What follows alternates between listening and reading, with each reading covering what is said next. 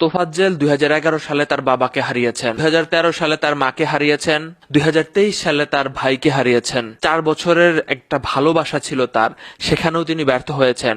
অভিভাবকহীন এবং প্রেমে ব্যর্থ হয়ে তিনি মানসিক ভারসাম্যহীন হয়ে বিভিন্ন জায়গায় ঘুরে বেড়াতেন। তিনি অনেক মেধাবী ছিল, তিনি অনার্স মাস্টার্স করা। ঘটনার দিন দুপুরবেলা ঢাকা বিশ্ববিদ্যালয়ের ফজলুল হক হলের মাঠে ক্রিকেট খেলা চলতেছিল। ছাত্ররা তাদের মোবাইলগুলো একটা ব্যাগে রেখে তারা খেলতেছিল।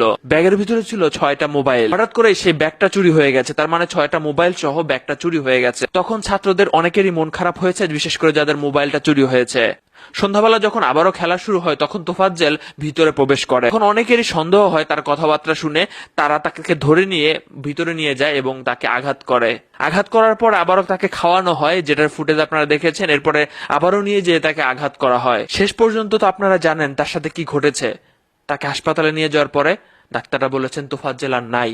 চোর সন্দেহে ঢাকা বিশ্ববিদ্যালয়ের মতো একটা জায়গায় এত জ্ঞানী শিক্ষার্থীরা এই কাজ করবে, একজনকে না ফেরার দেশে পাঠিয়ে দিবে।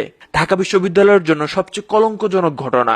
5 জনকে এখনো পর্যন্ত আটক করা হয়েছে। এদের মধ্যে একজন বলতেছিল যে আমার মোবাইল চুরি হয়ে গিয়েছিল, আমার মাথা ঠিক ছিল না, তাই আমি হুঁশে ছিলাম না। আপনি একটা মোবাইলের জন্য একজনকে না ফেরার দেশে পাঠিয়ে দিলেন, তাও আবার দোষ প্রমাণের আগেই। সর্বোচ্চ সাজা চাই এদের। এটা একটা দৃষ্টান্ত হয়ে থাকবে যাতে বাংলাদেশে আর কেউ ভাই নিজের হাতে যাতে আইন না তুলে নেয়।